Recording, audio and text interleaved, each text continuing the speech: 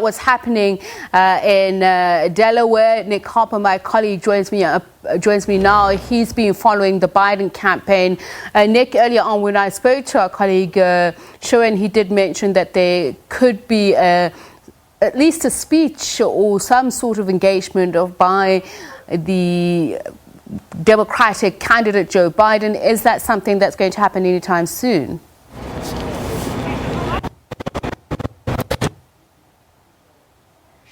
Okay, but it does seem as if that is going to happen. The Biden campaign. All right, Nick, let's just give you another opportunity to reconnect. We're going to take a quick break. We'll be back speaking to Nick Harper, who's in Delaware, Shoen Bryce Pease, who's in New York. Live reports on the elections in the United States. Any moment now, you heard Ambassador Patrick Gasworth say we could either know the results now or within the next 24 hours. Okay, we're back to Delaware. Nick Harper there. You were saying the Biden campaign was saying what, Nick?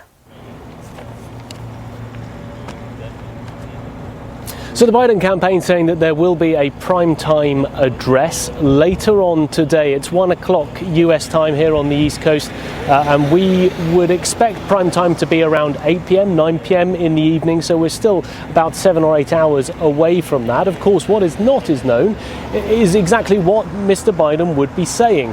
It's unclear whether, by the time we get to this evening here on the East Coast, the US networks will have called this election for him. Will he be making a victory speech as the president-elect, or will he be giving an update, as we've seen him do over the last 2 days, updating everyone and telling them to be calm and patient and allow all of those votes to be counted? If he does make a speech, it's likely that he'll do it on the stage behind me. That's where he's spoken twice over the last few days, on election night itself and the day after. It is a stage that has remained in place throughout this week. The campaign have not torn it down. They haven't removed it. I guess in the theory that there may be an opportunity at some point for Joe Biden to be able to speak there again. And it looks as if that is exactly what he intends to do in just a few hours' time from now. All right, so Nick, just in terms of Biden's movements where we are now, we spoke to Ambassador Patrick Gasworth, who was saying within the next hour, maybe 24 hours, we should know.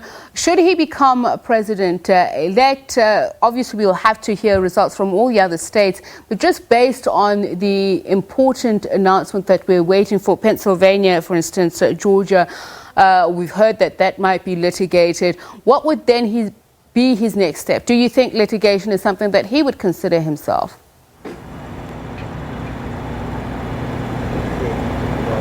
Joe Biden consider litigation? It doesn't seem so. I mean, they are engaged in fighting back against Donald Trump's current litigation. We know that they have sent lawyers to all of the states that Donald Trump is fighting, so Nevada, Arizona, even Wisconsin and Michigan, but also Georgia.